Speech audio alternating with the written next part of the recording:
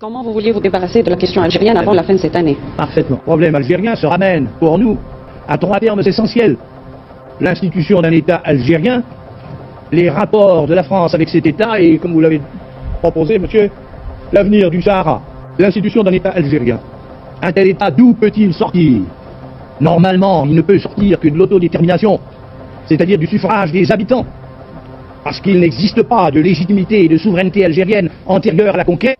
Nous sommes un pays en pleine révolution qui sait que la source de la prospérité et de la puissance, c'est son propre développement, qui a besoin de ses moyens chez lui.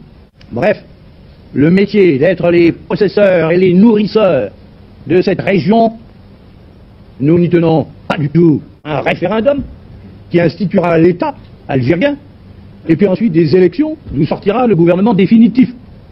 Mais nous ne voulons pas que la libre disposition, au cas où elle aurait lieu, que la libre disposition, je dis bien, procède directement de l'autorité française. Ce n'est qu'un pouvoir provisoire algérien qui peut mener le pays aux élections, et aussi qu'il se soit mis en accord avec nous sur les conditions de l'opération, avec sans doute la mise à sa disposition d'une force d'ordre locale, malgré ce que propose la France et ce qu'elle compte encore proposer. Il faudrait bien que nous en tirions les conséquences.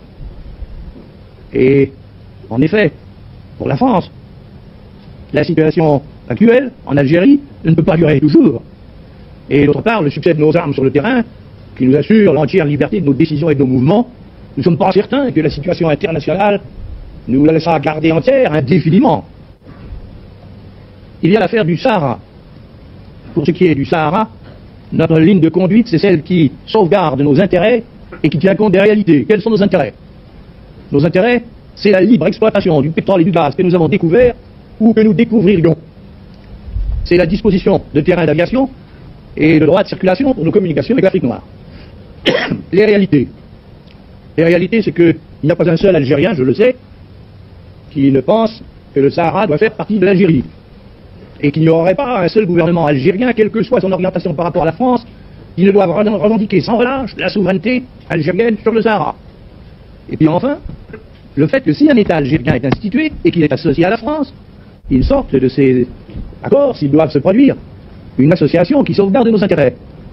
Si ni la sauvegarde ni l'association ne sont possibles du côté algérien, eh bien, il nous faudra de toutes ces pierres et de tous ces sables, faire quelque chose de particulier.